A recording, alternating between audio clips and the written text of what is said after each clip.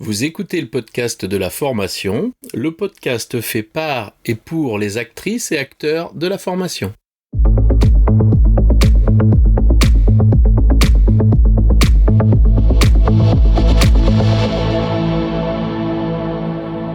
Bonjour et bienvenue, je suis ravi de vous recevoir sur le podcast de la formation, dédié aux formatrices qui souhaitent profiter de retours d'expériences terrain qui fonctionnent et de stratégies détaillées étape par étape. Chaque épisode vous permet de mettre en place des actions immédiates et d'obtenir des résultats efficaces et concrets. Bonjour et bienvenue sur le podcast de la formation. J'ai le plaisir aujourd'hui d'accueillir Aurélia Boissanté. Aurélia, peux-tu te présenter ? Bonjour Laurent, merci de m'avoir invité, c'est super sympa, j'aime beaucoup ton concept. Alors moi je suis formatrice depuis 1999, donc j'anime des formations de formateurs sur des modules courts, notamment sur de la pédagogie active, sur aussi la rédaction des programmes de formation. Et j'anime aussi des formations de formateurs sur le diplôme, donc des modules longs qui font de 6 à 8 mois où vraiment je les accompagne à l'examen, où je les accompagne à avoir ce diplôme de formateur. Et j'anime aussi des stages pour aider les formateurs à créer leur propre jeu. Et comme je vis au bord de la mer, j'en profite pour ponctuer ces stages d'activités nautiques et d'excursions au bateau. Et ma dernière activité, c'est que je fais passer aussi les examens de formateurs et donc je suis jury d'experts depuis 2018 ou 2019. Et c'est très intéressant de faire passer les examens. Déjà, on rencontre beaucoup de personnes, donc on crée du réseau. C'est intéressant de rencontrer d'autres formateurs avec d'autres pratiques et de pouvoir travailler avec eux. Ah bah très bien, c'est un beau parcours. Ouais, Dis-moi Aurélia, de quoi tu veux nous parler aujourd'hui ? Alors j'ai envie de parler de pédagogie active et de ludopédagogie parce que quand j'étais au collège et au lycée, je me suis beaucoup ennuyée en cours. Je trouvais que ça manquait de sens, qu'on comprenait pas ce qu'on apprenait, que c'était pas assez concret, que c'était trop théorique. Bref, j'ai fait une scolarité là pendant 10 ans, vraiment où je suis ressortie de là-dedans un peu traumatisée de pas rattacher ce qu'on apprenait à des situations professionnelles en fait. Je trouve qu'on apprend beaucoup de théories qui servent pas forcément à grand chose et que c'est rarement relié à un métier. Donc on ressort de là à 20 ans sans savoir rien faire. Et en fait, quand j'ai passé mon BAFA à 17 ans parce que j'ai voulu faire de l'animation en parallèle de mes formations, je suis arrivée en BAFA, on était 40, on avait le même âge.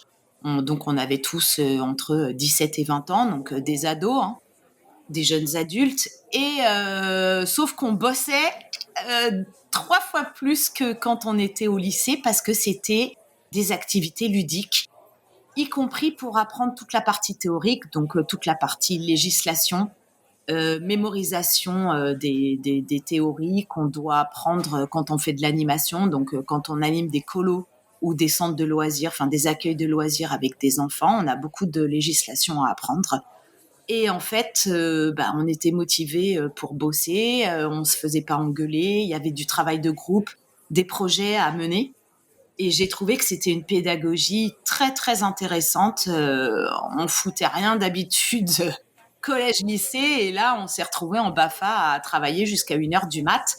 Et je me suis dit, en fait, qu'il y avait moyen d'intéresser les ados à partir du moment où on rondait nos temps d'apprentissage concret, ludique, actif, qu'il y avait du travail de groupe, qu'on nous demandait de travailler ensemble. Voilà, que c'était des techniques qui étaient très intéressantes.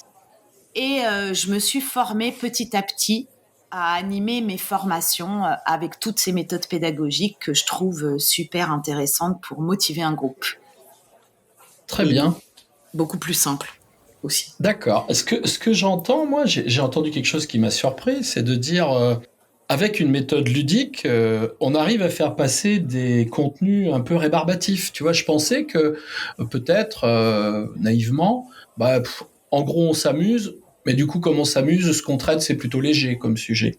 Et là tu nous dis, oui, tout ce qui est très théorique, la législation, tout ça, toutes des choses qui sont pas très engageantes. Tu dis qu'à travers le jeu, une dimension ludique, ça passe facilement alors. Exactement. Donc en fait, j'aide les formateurs à créer des jeux à partir de jeux de société qui sont existants, par exemple comme le jeu de loi, le jeu de cartes, des jeux d'enquête, et puis récemment des escape games. En fait, je me suis rendu compte que si on arrivait à rendre ludiques ces théories, de leur faire apprendre autrement, ils apprenaient avec plaisir. Donc, par exemple, des jeux de cartes pour apprendre un vocabulaire technique dans tous les secteurs, c'est possible. Donc, je leur montre comment, à partir d'un contenu de formation, ils peuvent extraire des mots-clés qui correspondent à leur objectif de cours, de transformer ces mots-clés sous forme de jeux de cartes, par exemple, et d'animer ce jeu pendant 30 minutes, 30 à 40 minutes, pour que le groupe puisse mémoriser ces mots-clés beaucoup plus rapidement qu'en faisant cours. Et en fait, on se rend compte que c'est une mémorisation qui est beaucoup plus rapide, beaucoup plus intéressante, beaucoup plus motivante, et qu'on ne galère plus à expliquer ces termes un peu rébarbatifs et un peu techniques. Donc, ça va être, j'ai formé des formateurs pour les pilotes de drones qui ont une législation importante à apprendre parce qu'ils n'ont pas le droit, par exemple, de survoler l'armée. Et ils n'ont pas le droit, enfin, les camps militaires, ils n'ont pas le droit de survoler les forêts, etc., etc. Donc, ils ont beaucoup de législation à apprendre. Donc, c'est des jeux qui marchent très bien. Des jeux, par exemple, pour mémoriser sur la formation de formateurs, donc FPA, tout le vocabulaire un petit peu rébarbatif à comprendre, à utiliser. Donc, ce que c'est qu'une restitution collective, une méthode inductive, tous les noms des méthodes pédagogiques, par exemple, ou toutes les théories qu'ils ont à apprendre pour passer leur diplôme de formateur sur processus de motivation, les techniques d'apprentissage, etc., etc. Et donc, d'animer un jeu de cartes rapide d'une demi-heure, ça enclenche en fait une dynamique de groupe avant d'animer un contenu de formation, une dynamique de groupe qui est très intéressante et dans laquelle la mémorisation va se faire beaucoup plus rapidement. Oui, puis on connaît un petit peu le processus de mémorisation à long terme avec cette courbe d'oubli qui est permanente. Et du coup, tu as la possibilité rapidement par des petits jeux ludiques, soit par eux-mêmes, ils réactivent leurs connaissances, soit tu peux réintégrer des petits éléments courts, 5 minutes, 10 minutes, un quart d'heure, sur ces bases-là qu'ils connaissent déjà alors. Exactement. En fait, on peut l'utiliser soit en début de formation, en méthode inductive pour induire un sujet, soit l'utiliser en évaluation, en fin de formation, pour voir s'ils ont mémorisé, acquis les termes et s'ils arrivent à les expliquer, à les utiliser, à donner des exemples. Donc oui, les deux sont possibles et les deux sont intéressants. Ce que je prône, moi, surtout, c'est d'alterner ces deux activités, soit en début de formation, soit en fin de formation. D'accord, on a deux moments clés alors. Dis-moi, Aurélia, pardon, quand je suis en train de concevoir, le temps de conception, c'est toujours quelque chose qui compte pour moi, hein, parce que c'est beaucoup de temps. C'est vrai. Euh, tu parles rapide, facile. C'est quoi les phases de conception là, pédagogique? Si tu as une petite séquence à faire, comment tu t'y prends et à quel moment tu fais intervenir le jeu et comment tu organises ça? Alors, à partir d'un contenu de formation, on essaye, donc votre contenu de formation, comme vous l'animez déjà, normalement, il est déjà écrit. Enfin, il est déjà rédigé sur plusieurs pages. Vous essayez de surligner tous les mots-clés qui correspondent à l'objectif de votre contenu de formation. Donc, par exemple, je vais donner un exemple concret. Donc, un cours en formation de formateur sur toutes les méthodes pédagogiques. Vous allez donc extraire chaque nom, chaque nom de ces méthodes pédagogiques. Donc, je sais pas, il y en a 10 environ. Vous allez les écrire sur des cartes. Donc, un nom par carte. Et ensuite, vous créez les règles. Donc, vous rédigez des règles sur une slide pour que les règles puissent être projetées au groupe sur le tableau. Et ensuite, vous essayez d'aller l'imprimer. Donc, je vous conseille de plastifier vos cartes ou de les imprimer sur du carton pour pouvoir les garder. Mais voilà, donc le travail, c'est d'extraire les mots-clés ou les mots-clés qui correspondent à votre cours, qui correspondent à votre objectif et de jouer avec ces mots-clés. Donc, il faut, sur un groupe de 15, essayer d'en extraire une quinzaine pour qu'il y ait environ une carte par stagiaire. D'accord, oui, tu fais intervenir tout le monde du coup. Oui, on joue avec tout le groupe. Donc, on peut jouer avec un groupe de 2-3, parce que depuis le Covid, c'est vrai qu'on a des petits groupes. C'est souvent qu'on a des groupes de moins de 5, ce qui se faisait très peu avant, jusqu'à une quinzaine. D'accord. Il faut Là, que le jeu dépasse pas 1 heure pour que ça reste un temps de travail et vraiment poser les règles en disant que c'est un temps de travail, qu'ils ont le droit de rigoler, bien sûr, mais parce que c'est ludique, donc de l'animer de façon un peu sympa, mais quand même de garder un vocabulaire professionnel. Le rôle du formateur, ça va être de reformuler ce qu'ils disent après chaque mot-clé. D'accord, oui, pour leur ancrer bien la bonne, le bon élément à mémoriser. Voilà, utiliser le bon vocabulaire professionnel. Aurélia, est-ce que ta pratique de ce jeu de cartes, par exemple, est une pratique essentiellement présentielle ou est-ce que tu as déjà, toi, expérimenté des variables en digital pour du synchrone mais distanciel ? Alors, c'est vrai que j'anime essentiellement, vraiment à 80% en présentiel, mais pendant le Covid, on a réussi à l'adapter. En fait, au lieu de demander de passer la carte au groupe, quand on est sur Zoom, donc en visio, on met le mot-clé dans le chat à une seule personne. Enfin, à un seul apprenant, et l'apprenant le fait deviner au groupe. Ah, c'est intéressant ça. Ouais. Donc du coup, attends, mais si j'entends bien, mon expertise de formateur me dit que si il lui pose une question pour qu'il devine, par défaut, il faut qu'ils aient eu accès à l'information avant. Donc là, tu utilises une stratégie de classe inversée. Oui, c'est exactement une stratégie de classe inversée. Pas forcément qu'ils aient eu besoin du contenu de formation avant, parce que, par exemple, sur les méthodes pédagogiques, je fais pas mon cours avant. J'induis ce cours avec ce jeu. Parce que la plupart des méthodes, ils en ont déjà entendu parler ou ils l'ont déjà vécu collège, lycée ou dans une formation d'adultes. La plupart des adultes ont déjà suivi une formation continue. Donc, ils ont entendu parler de travail de groupe, d'études de cas, de jeux de rôle, d'activités ludiques, etc., etc. Donc, en fait, il y a très peu de termes qu'ils connaissent pas. Par exemple, méthode inductive, c'est rare qu'ils connaissent. Mais bon, il y en a très peu. Donc, en fait, c'est gérable. Moi, je vois un avantage à ce que tu proposes. Tu sais, comme toi, je forme des formateurs.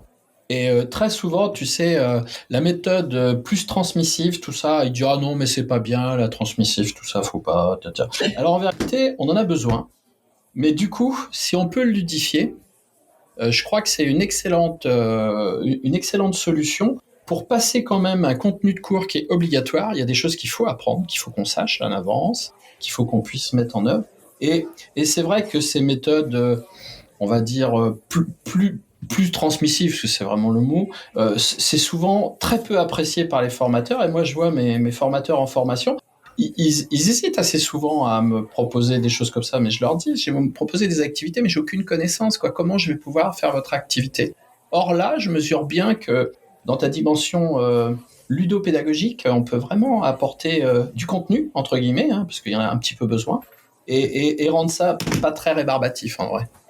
C'est ce que j'ai remarqué, c'est qu'ils participaient beaucoup plus facilement. Ça faisait... en fait, ça donnait une dynamique de groupe plus intéressante parce que déjà sur un jeu, il y a un tour de table qui est mis en place. Donc, ça demande aux leaders de laisser la place aux autres, par exemple, aux apprenants qui parlent beaucoup. Et ça permet aussi aux timides de participer beaucoup plus rapidement, plus facilement. Donc, c'est vraiment intéressant comme technique. Et ce que j'ai remarqué aussi, c'est que c'est intéressant surtout les après-midi. C'est-à-dire que je trouve que le 13h30, 16h après le repas, des fois, il est un peu compliqué à animer parce que moi-même, j'ai un coup de barre. Et que C'est ça.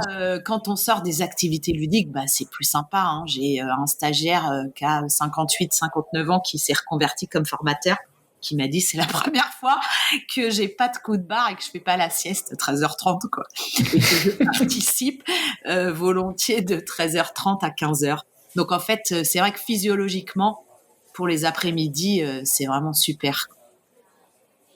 Est-ce que tu as eu l'occasion surtout avec des FPA, formateurs d'adultes, est-ce que tu as eu l'occasion dans ces formations de FPA de leur faire imaginer et construire des jeux? Oui, tout à fait. Je vais raconter le dernier qui a été animé. Alors là, j'interviens en FPA sur le golfe de Saint-Tropez, donc dans un OF qui s'appelle les Trois Caps, qui est super, avec un super directeur qui s'appelle Alain Delaplace. Et en fait, Aurore Burglin est formatrice. Elle était maître d'hôtel. Et donc, elle devient formatrice sur les accords vin et fromage, formatrice dans le service et dans la restauration en général. Et en fait, il fallait qu'elle forme des serveurs. Donc, je lui avais donné une mise en situation pour des serveurs, donc avec un public pas facile à former parce que c'est des 16-18 qu'il faut des fois un peu motiver pour mémoriser, pour apprendre, etc. Et elle a fait des cartes sur tous les fromages. Elle a fait des cartes aussi sur les types de pâtes de fromage qu'ils doivent mémoriser, le type de lait, donc si c'est chèvre, lait de vache, etc., les régions auxquelles appartiennent ces fromages et les accords avec les vins. Donc, est-ce qu'on met plutôt un rouge, et quel blanc et quel rosé on accorde avec les fromages. Et le jeu, il est super. Et les 16-18 ont vraiment, les jeunes ont vraiment bien aimé cette séance. Et voilà, c'était pendant 30 minutes. Et ça permet de mémoriser beaucoup plus facilement parce que déjà, ça permet de faire appel aussi à la mémoire kinesthésique parce qu'ils manipulent des cartes, ils travaillent en groupe, ils échangent, on leur permet d'être debout autour de la table. Donc, ça donne une dynamique intéressante. Ouais, j'avais proposé une activité un peu comme ça, moi, avec des FPA. Et l'idée, c'est que je leur avais demandé de faire un challenge entre eux. En vérité, on avait fait un jeu, c'est un peu comme question pour un champion après. Et là, la récompense, c'était des bonbons, hein. C'est faux, une super récompense. et ça avait été extraordinaire. Et quand je les revois 6 mois après, ils me disent « Ah, c'était vachement bien, tu te souviens ?» On n'a rien oublié, hein. Ben oui, c'est ça. mission accomplie. Donc, pour donner d'autres exemples, on a aussi, pour des demandeurs d'emploi, j'ai créé avec des formateurs le jeu de loi de l'entretien d'embauche. Donc, on a pris les 10 questions types que posent les employeurs pour un entretien d'embauche et on a créé un jeu de loi avec. Donc, en fait, au lieu d'animer un entretien type, ils jouent au jeu de loi et quand ils tombent sur la case, ils répondent à la question qui est marquée sur la case. Donc, pareil, c'est ludique aussi. Vous l'imprimez sur du A3. Vous pouvez mettre en place plusieurs sous-groupes. Donc, c'est des jeux qui sont sympas à animer, encore une fois, après le repas, je trouve, à 13h30. Après, ce que j'ai essayé, moi, j'intervenais beaucoup avec des jeunes et je me suis demandé ce que ça donnerait avec des cadres d'entreprise dans des formations en management.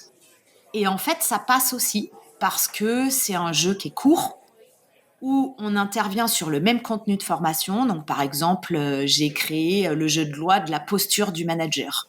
Ça leur permet pendant 30 minutes, donc c'est un jeu que j'anime rapidement, hein, maxi 3/4 d'heure, et de discuter, de faire un échange de pratiques, en fait, autour de leur pratique de manager.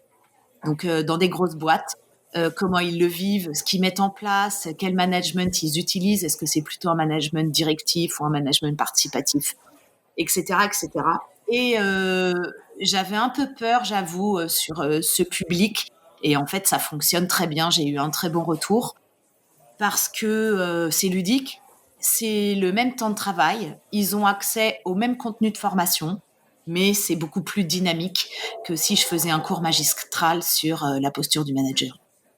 Oui, puisque concrètement, tout le pourquoi, on a accès, hein. On sait pourquoi il faut faire ci, pourquoi il faut faire ça. Maintenant, pour ce qui est de le reproduire, de se l'approprier et de changer son comportement, c'est une autre histoire. Hein. Donc vraiment, Exactement. Et je trouvais vraiment là, intéressant de leur donner une demi-heure pour pouvoir échanger entre eux et pour pouvoir parler de leur quotidien et de leurs difficultés. tu sais, moi, lorsque je mets en place ce genre d'activité, la dernière fois que ça s'est passé, ce qui m'est venu à l'esprit à la fin de l'action, hein, qui est courte aussi, hein, toujours 30, 40 minutes, hein, c'est, dans ma tête, je me suis dit, waouh, quoi. Ils ont appris plus que ce que je pensais leur enseigner. Est-ce que toi, tu ressens ça aussi? Oui, tout à fait. Ouais, ils sont allés plus loin, notamment en termes de participation et de motivation, plus loin que ce qu'ils auraient cru, en fait. Ah oui, même eux sont surpris de ça. Hein. Ouais, ça c'est magique. Est-ce que, De toute façon, la ludopédagogie, c'est magique. Ça a un côté magique. est-ce que tu peux mesurer que la ludopédagogie, par rapport à un cours classique, permet une mise en œuvre immédiate, rapide et donc plus efficace que de théoriser des choses et on verra bien quand on en aura besoin? Ah oui, bien sûr, je le vérifie tous les jours dans mes formations. C'est encore une fois, hein, c'est la participation qui est beaucoup plus rapide, beaucoup plus simple, et surtout la mémorisation. Ils se souviennent du jeu, ils se souviennent des cartes. En fait, c'est visuel. Donc, ça fait appel à la mémoire visuelle, à la mémoire auditive, parce que pendant le jeu, on parle beaucoup, et à la mémoire kinesthésique, parce qu'ils ont toujours quelque chose à manipuler. Donc, ça fait Ah, appel ils aux touchent. 3 types de mémoire, et c'est ça qui est intéressant. Est-ce que quand tu joues avec eux, avec un jeu de cartes que tu as créé, est-ce que ce jeu de cartes, après, ils le gardent? Est-ce qu'ils l'ont? Est-ce qu'ils peuvent le reproduire? Est-ce que tu leur donnes les PDF à découper? Je sais pas, Oui, que bien sais-je. sûr. Alors, les jeux, on les crée soit sur des PowerPoint, soit aujourd'hui, il y a un outil formidable qui me sauve la vie en ce moment et qui m'a beaucoup facilité, j'avoue, la mise en page des jeux, c'est Canva. Où Ouais. là, vous tapez jeux de loi, il y a des jeux de loi tout prêts, qu'avant, c'était un peu galère à créer. Et maintenant, là, c'est génial, quoi. Les cartes, elles sont toutes faites, il y a des couleurs, enfin, c'est vraiment super. Je vais juste te rappeler une chose pour Canva. La responsable Canva France dit une chose qui est très importante. Surtout, adaptez les templates qu'on vous donne. Mais, mais bien sûr, Faites les vôtres. ouais. Les utilisez pas tels que, surtout pas. Et ça, c'est vraiment quelque chose qu'elle donne chaque fois qu'on la rencontre, chaque fois qu'on échange avec elle, elle donne ce tip, ça. Et c'est Ouais. vraiment ça. Utilisez Canva, mais personnalisez-le. Ouais. C'est très facile et vraiment, ça donne des résultats extraordinaires. Moi, je m'en sers tellement que j'ai carrément pris l'abonnement. En plus, bon, financièrement, je crois qu'il est à 10, 12 euros du Ouais, c'est mois. très bien. Ça va, c'est accessible, mais c'est vrai que je m'en sers beaucoup. Et En après, vérité, l'outil, il est cher quand tu l'utilises pas. Hein. voilà, Moi, c'est souvent, ça. ce que je dis à mes FPA, ils me disent « Ah, mais ça, c'est cher, tout ça. » Ouais. Oui, bien sûr. Ouais. Si tu l'utilises pas, c'est vachement cher. Même si ça coûte 10 balles. Alors qu'un truc à 1000 balles, si tu l'utilises tous les jours pendant 365 jours dans l'année, c'est vraiment pas cher à Ouais. l'usage. C'est comme ça Donc là, qu'il faut par exemple, mesurer. pour les FPA, on a créé le jeu de loi de l'examen.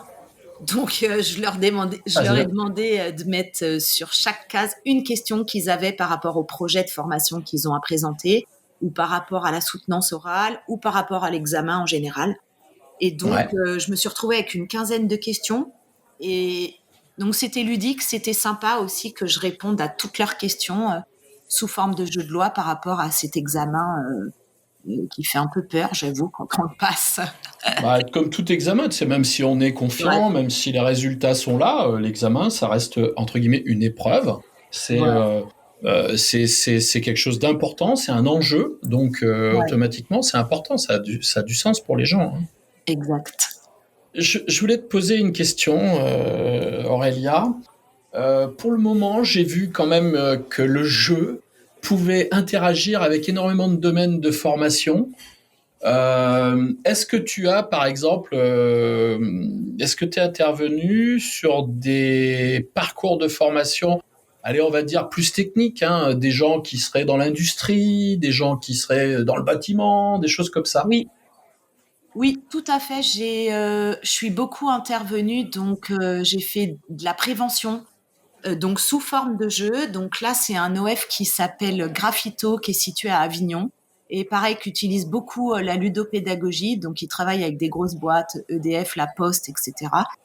Je suis prestataire de formation pour eux et ils utilisent souvent la ludopédagogie pour intervenir dans les sites industriels. Donc, ce qui est beaucoup apprécié sur les sites industriels où ils n'ont pas du tout envie d'avoir des cours magistraux, en fait. Ah, Donc, tout à fait. ça, pour faire de la prévention, pour animer des ateliers en prévention, c'est vraiment super de créer des jeux de cartes pour tout ce qui est SST, incendie. C'est très bien aussi. Donc, là, par exemple, il y a un pompier sur Gap qui s'appelle Florent Hamelin qui a voulu faire une journée de prévention pour les parents et les enfants de pompiers et qui a tout créé sous forme d'escape game et de jeux de société. Donc, je l'ai aidé à créer cette journée et il a eu un super bon retour, quoi. Donc, il a fait des jeux de cartes, des jeux de loi, des jeux de rôle. C'était vraiment super. J'aime beaucoup notre échange parce que, premièrement, moi, je suis quelqu'un qui suis très techno, très digital. Mon boulot, c'est de construire des parcours de formation, de les digitaliser. Et là, je suis hyper content d'entendre une pratique de formateur qui te parle pas d'outils, qui te parle pas de techno et qui te parle de pratique et de pratico-pratique. Et ça, je crois que c'est un message qu'il faut qu'on transmette aux formateurs, aux formatrices. C'est que clairement, la formation, c'est pas un outil techno-pédagogique. La formation, c'est de la péda avant tout. C'est le meilleur système dans le meilleur environnement. Et aujourd'hui, redonner un petit peu de place à cette dimension présentielle, à cette dimension de toucher, même la possibilité, si on est en distanciel synchrone, de laisser les gens leur pouvoir imprimer leur propre jeu, le toucher, c'est hyper important. C'est, Oui. dans le cadre de l'expérience d'apprentissage, quelque chose de très, très porteur. Alors, pour tous les formateurs qui sont pas forcément à l'aise avec le digital, pour tous ceux qui, contrairement à ceux-là, sont hyper à l'aise avec le digital, dites-vous bien que la pédagogie, elle exploite le meilleur des deux mondes. Et on ne peut pas être exclusif. Et ça, je suis très content aujourd'hui que tu nous partages ton expérience, Aurélia, parce qu'elle vient renforcer ça. Les gens comprennent que avec un jeu de cartes, en présence, sans une hyper techno, on peut être formateur. Ça peut donner des résultats et les gens sont contents. Exactement, je suis tout à fait d'accord avec toi. C'est vrai que depuis le confinement, bon, bah, moi, comme tout le monde, il a fallu que je me mette un peu au visio, mais déjà, j'en fais très peu.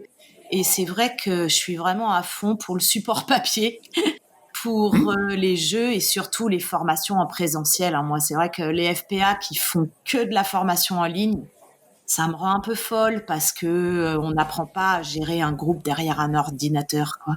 On apprend à gérer un groupe dans une salle, à distribuer la parole dans une salle. Alors c'est bien d'avoir des visios, une journée par visio de temps en temps, par exemple pour apprendre quelques théories, etc. Mais pour des mises en situation professionnelle, je trouve que c'est quand même intéressant d'être dans une salle en présentiel. Écoute, dans le nouveau référentiel FPA, on a vu une obligation de 315 heures de stage. Je trouve ça exceptionnel. Il faut que les gens expertisent sur le terrain. Je le disais avec un peu d'humour l'autre jour sur un post LinkedIn. Ah ben du coup c'est moche, je vais plus pouvoir faire de FPA en 4 jours. Mais bon, qu'est-ce que tu veux, hein? Tant pis. Et je me dis que dans cette approche pédagogique, l'expérimentation, l'expérience est fondamentale. Et il faut guider nos formateurs et nos formatrices en formation, même les formateurs aujourd'hui qui sont en activité, à expérimenter, à faire des nouvelles, à proposer de nouvelles expériences qu'ils vont faire par eux-mêmes. Aujourd'hui, je vais décider de faire un jeu. Voilà, c'est peut-être le challenge à la suite de l'écoute de ce podcast. Faites un jeu, reprenez ce qu'Aurélia vous dit, vous extrayez des mots-clés, vous voyez les points qui sont importants en lien avec l'objectif, hein, elle l'a bien précisé, toujours en lien avec votre objectif pédagogique. Et à ce moment-là, faites une autre proposition. Vous verrez vos apprenants sous un œil différent. Vous laissez-les se montrer comme ils sont, pas comme vous voudriez qu'ils soient. C'est ça qui est important dans notre relation à l'apprentissage. Qui plus est pour des formateurs. Et aider-les à créer leur propre jeu. Et surtout, quand ils animent, à animer de façon active, avec des jeux de rôle, du travail de groupe, des jeux de cartes, etc., mais vraiment en utilisant une pédagogie active. Moi, maintenant, je l'impose dans mes mises en situation, en fait. Quand je leur demande d'animer, j'impose cette pédagogie active à 80% de leur temps de formation, parce que je trouve que on mémorise beaucoup mieux quand on manipule et quand on participe que quand on écoute, on mémorise 10%. Donc, on ne fait pas un cours dans le vide, on fait un cours pour que ce soit assimilé. C'est ça. C'est en vérité, on le fait pour eux, pas pour nous. Hein. C'est ça la règle. Voilà. Tout à l'heure, j'ai parlé avec toi de la possibilité donc pour les formateurs de créer eux leur propre activité ludique. Maintenant, je voudrais te poser une question parce que moi, c'est une pratique que j'ai, c'est quelque chose que je fais spontanément dans tous les parcours que j'accompagne. Je fais participer les apprenants à la création du cours.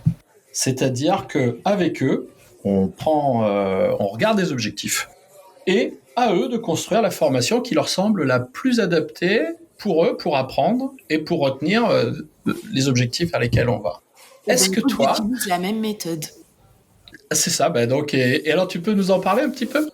Alors, par exemple, sur une formation longue, donc là, à Saint-Tropez, j'ai démarré en novembre, on finit en mai.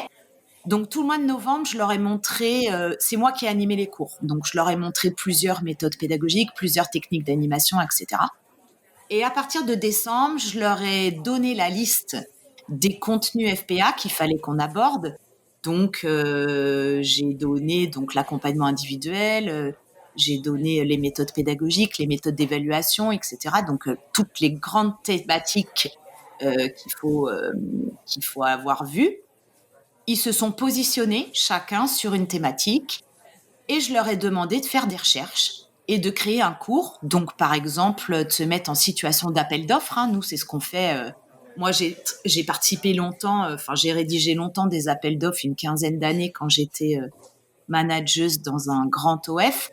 On avait un sujet. Il fallait qu'on mette en place un contenu de formation, qu'on réponde à tel objectif, par exemple pour la région ou pour l'État, sur un certain nombre de temps et qu'on dépose le projet, en fait, qu'on rédige le projet, qu'on le dépose. Et je leur demande de faire la même chose, de rédiger donc une fiche pédagogie, de faire un mini appel d'offres, un contenu de formation et ensuite ils l'animent pour le groupe. Donc, évidemment, je suis très tolérante sur le contenu. Je vais rajouter, moi, des choses au fur et à mesure sur ce qu'ils auront oublié ou ce qu'ils n'auront pas trouvé. Mais je trouve que j'utilise cette méthode depuis 3-4 ans. Ça leur permet de vraiment s'investir. Ça leur permet de créer des cours qui sont très concrets, qui répondent à un vrai objectif d'apprentissage. Et j'ai de très bons retours sur cette méthode-là. Donc, écoute, je comprends parce que figure-toi que moi, quand je fais des FPA, ils ont une liste de 37 thématiques à se partager et c'est eux qui fabriquent le cours. Là, moi, j'utilise un système de classe renversée, c'est-à-dire que c'est moi l'élève. Ouais. Et ça, c'est développé dans les théories de la classe renversée du professeur Caillez. Et je fais ça et c'est eux qui m'enseignent. Je suis l'élève, je leur dis vous avez de la chance, vous avez le meilleur élève FPA que vous aurez jamais. et il va falloir que vous m'enseigniez le métier que vous êtes en train d'apprendre. C'est une dimension qu'on appelle isomorphe de l'enseignement. C'est d'une efficacité redoutable parce que lorsqu'ils arrivent soit en stage, en période d'activité en entreprise, soit sur le marché du travail, ils savent faire. Ils ont appris à analyser, à borner le contenu en fonction de l'objectif et puis des publics cibles. Et à partir de ce moment-là, ils sont en capacité de nous produire une formation qui est, efficace et qui est dans leur dimension de compréhension. C'est surtout ça qui est intéressant. Donc, je demande à un stagiaire d'animer, ouais. Ouais, c'est ça. Et là, il y a vraiment cette capacité de former les gens comme ça. Moi, je pratique que comme ça. D'ailleurs, j'ai des stats assez sympas parce que j'avais eu 46% des formateurs qui avaient été très satisfaits des ressources pédagogiques que je leur donnais. Et j'en avais donc par défaut 54% qui n'étaient pas satisfaits. Et du coup, quand on a fini la FPA, on se retrouve tous pour manger ensemble un petit repas. Et je leur dis, écoutez, je voudrais vous remercier. Toi déjà en FPA ? Comment ? Tu interviens dans quelle ville en FPA ? Sur Angoulême. Ah oui, ok. Sur Angoulême. Et à distance aussi. Et alors, du coup, je leur dis, écoutez, je suis très inquiet parce que j'ai 46% des gens qui étaient vachement contents des supports pédagogiques que je vous ai remis. et j'ai 54% qui n'étaient pas contents. Je dis, ce qui m'inquiète, et là, j'ai une des apprenantes FPA qui était titrée, qui me dit, mais Laurent, tu nous as jamais donné de contenu. Je dis, c'est ça qui m'inquiète. Pourquoi 46% des gens sont satisfaits de choses que je n'ai pas données? J'ai serait-ce les gentils qui ont voulu m'épargner avec une enquête non adaptée à la pratique pédagogique? Et en vérité, ils construisent tout seul, hein, moi, mes FPA. On part de l'idée que on construit un centre de formation, toute la partie législative. Après, on construit chacun dans son métier d'origine, s'ils ont envie, s'ils veulent faire autre chose, ils le font, une proposition de formation. Après, on met ça en catalogue, on le market, on le communique, on l'anime, etc., etc. Exactement. Et pratiquement, à la fin, ils ont, entre guillemets, s'ils extraient que leurs éléments, ils ont leur mini-centre de formation. C'est ça. Et ça, c'est vraiment... c'est de l'escape game, hein. Oui. Parce qu'en vérité, je leur dis, c'est vous, c'est votre centre de formation, débrouillez-vous, allez-y. Hein. C'est un jeu de rôle géant. C'est ça. Ouais. Et là, on est vraiment dans une dimension qui est vraiment d'une efficacité redoutable. On est sur cette dimension d'expérimentation. Et la deuxième chose que je trouve importante dans cette situation qu'ils expérimentent, c'est la communication non verbale et surtout la posture physique. Parce que je leur donne ma place, en fait. Donc, moi, je fais comme toi, hein, je me mets en tant que stagiaire, donc j'échange de place avec eux, je me mets au fond de la salle et je me mets avec le groupe et je leur donne ma place. Donc, eux, ils sont au tableau, soit ils sont debout, soit ils sont assis. Ils sont obligés de gérer le groupe, de distribuer la parole, de balayer du regard tous les apprenants, ce qui est quand même pas facile pour des timides. C'est une posture qui est pas facile à intégrer, je trouve, d'adapter sa voix, d'intégrer des silences, d'adapter la tonalité aussi et le rythme, le débit. Donc tout ça, je pense que ça se travaille et que ça se travaille pas en 2 semaines en stage, que ça doit se travailler régulièrement et de leur faire travailler ça tous les jours. J'ai trouvé vraiment que c'est le jour et la nuit en termes d'acquisition, quoi, pour travailler leur posture. Et ensuite, moi, je t'en prie. Et pour finir, je demande au groupe d'évaluer. C'est-à-dire que j'ai construit avec le groupe une grille d'évaluation. Donc, qu'est-ce que c'est qu'un bon contenu de formation? Quand est-ce qu'il est accessible? Quand est-ce qu'on le comprend? Et surtout, d'évaluer leur posture physique. Est-ce qu'on les a entendus? Est-ce qu'ils ont réussi à répondre aux questions, à s'adapter, etc. Et c'est le groupe qui les évalue, donc plutôt en axe d'amélioration. Hein. Il faut rester constructif, surtout au début. Mais c'est très intéressant qu'ils puissent avoir un retour de plusieurs personnes. Oui, tout à fait. Puis d'abord, ça leur apprend d'abord l'assertivité. Oui. Ça leur apprend la capacité qu'on a à prodiguer des critiques constructives. Parce que moi, quand on dit non, c'est pas bien, ça suffit pas. Hein, il faut que tu expliques pourquoi c'est pas bien et par rapport à quels critères et par rapport à quel besoin d'évaluation c'est pas bien. Donc du coup, déjà, la parole est beaucoup plus construite et la pensée est beaucoup plus construite. Oui, et puis on s'habitue aussi à être bienveillante, bienveillante et effectivement à renvoyer du feedback qui soit constructif. Ouais. Dans un organisme de formation qui est pas très ouvert à la ludopédagogie, qui pourrait te dire, écoutez, madame, nous ici, on n'est pas là pour rire, hein, on est là pour bosser, les gars. Tu rencontres ça des fois? Oui. Ou pas? Ça m'arrive, malheureusement, ça m'arrive. Ouais.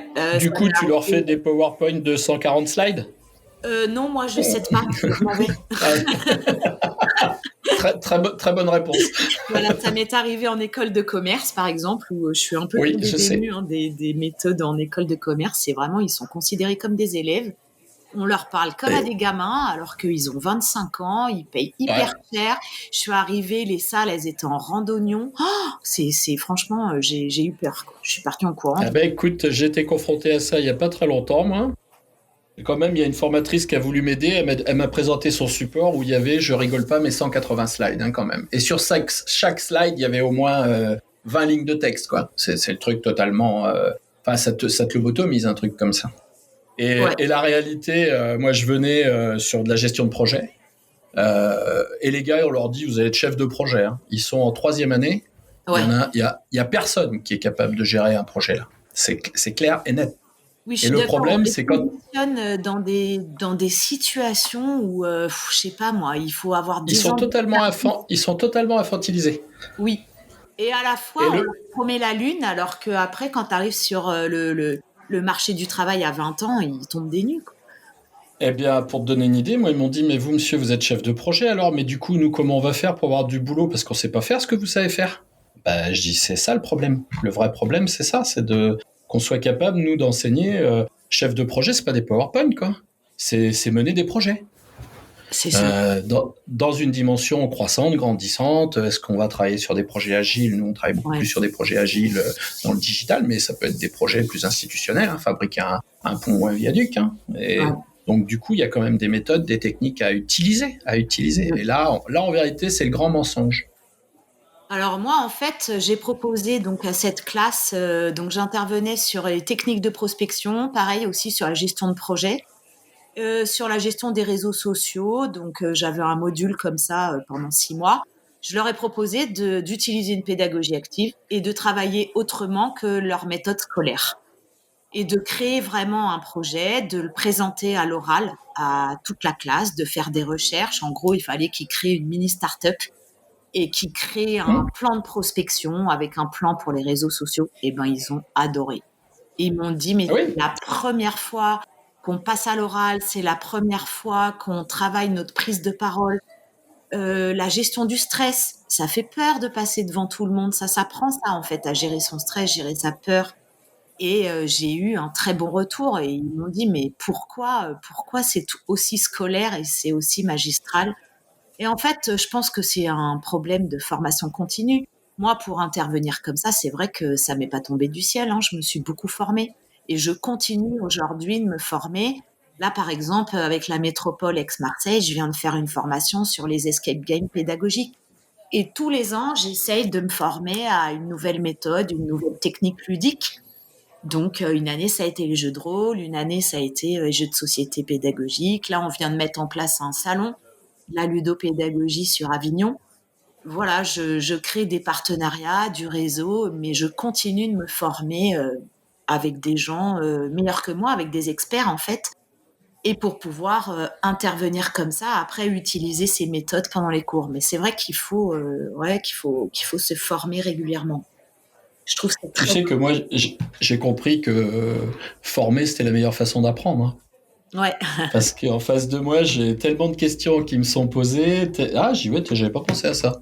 Et du coup, c'est vrai qu'on arrive entre guillemets à se surpasser, hein, à aller dans des univers où on n'irait pas forcément. Moi, sur la partie ingénierie des FPA, je leur laisse monter chacun leur projet d'ingénierie. Il n'y a pas de fil rouge à suivre. Et je les suis en individuel, ce qui fait que je me tape entre 10, 12, 14 maximum projets d'ingénierie simultanément. Je te jure que ça me brasse les neurones. Hein. Il faut Ouais. que j'aille chercher. Là, j'ai une jeune fille qui voulait faire une formation sur le BIM et dans une dimension d'interaction sur les acteurs de la construction. On est allé au salon Batimat. Ouais. Elle me dit, mais vous venez avec moi? Bah oui, j'ai dit, il faut que je comprenne si je veux faire. Et ben, ça m'a ouvert vachement de portes, vachement de nouvelles idées. C'est vrai que c'est ça qui est sympa au FPA, c'est de pouvoir avoir accès à tous les secteurs professionnels. Ouais. Moi, j'ai Et fait tu de vois, moi, ce que l'Airbus j'ai, à la Poste, aux espaces verts, aux pilotes de drones, ouais. je crois que j'ai tout fait, quoi. C'est génial. Moi, j'ai gardé avec les FPA un lien. C'est on a un Oui, lien où on se rencontre régulièrement, on se revoit régulièrement parce qu'on a, en vérité, le temps de la formation, on s'en rend pas compte, mais c'est un moment béni où tout le ouais, monde interagit avec tout le monde sur les mêmes problèmes et que tout le monde comprend. c'est ça. Et du coup, dès que tu es lâché dans la nature, tu deviens formatrice ou formateur, et ben là, tu es tout seul. Mmh. Si tu es dans un centre, ça va parce que tu as peut-être des collègues autour, mais bon, tu pas forcément du temps pour échanger avec eux parce qu'il y a des cours à faire. Et si tu es indépendant, tu passes, hein, hop, je passe. Et du coup, on se retrouve dans cette situation d'être relativement seul. Ouais, Et du coup, moi, avec les FPA, on a des groupes, hein, on reste sur des groupes où on échange entre nous, on continue à échanger, on continue à travailler ensemble sur des projets nouveaux. Une formatrice qui a une nouvelle formation à faire, eh ben, on va regarder à plusieurs comment elle peut s'y prendre, elle va nous présenter des choses, on va lui dire, tiens, mais nous, on aurait pu faire ça comme ça. Il faut pas avoir peur d'échanger.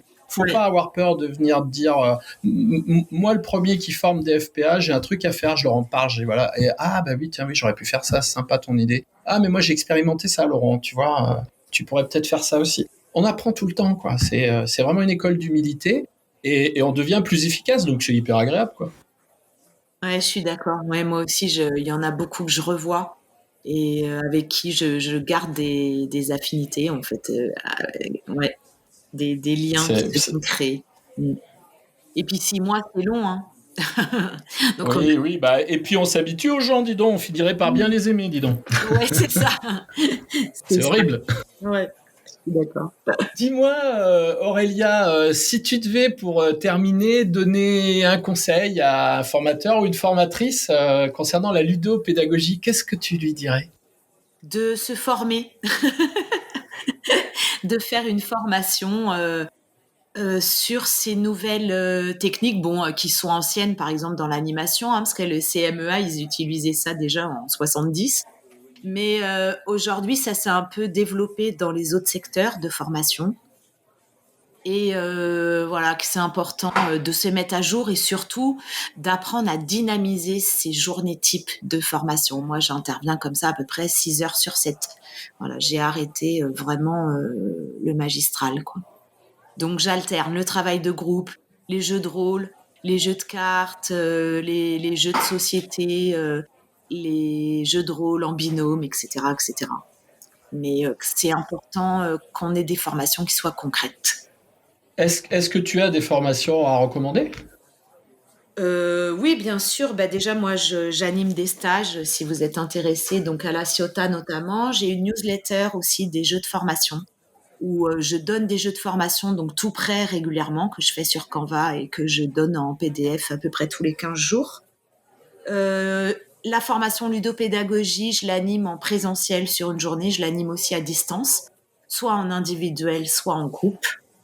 Et puis après, la formation Escape Game aussi que je recommande à la métropole de Marseille. Voilà, plein de formations qui existent en France. D'accord, bah écoute, moi ce que je ferai sur le podcast, je mettrai le lien vers ton site, ils pourront s'inscrire à ta newsletter, ils pourront regarder ce que tu proposes, et puis je crois qu'il ne faut pas qu'ils hésitent à te contacter. Tout à fait. Un grand merci à toi pour toutes ces coordonnées et puis pour cette super interview très, très sympa, très intéressante.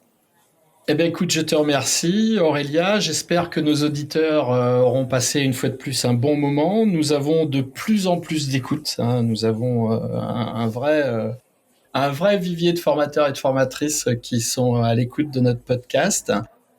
S'ils ont des idées et si comme toi ils veulent participer au podcast de la formation, qu'ils n'hésitent pas, qu'ils nous contactent et on aura plaisir à les rappeler, à échanger avec eux et à voir comment ils peuvent venir partager leurs belles expériences sur le podcast.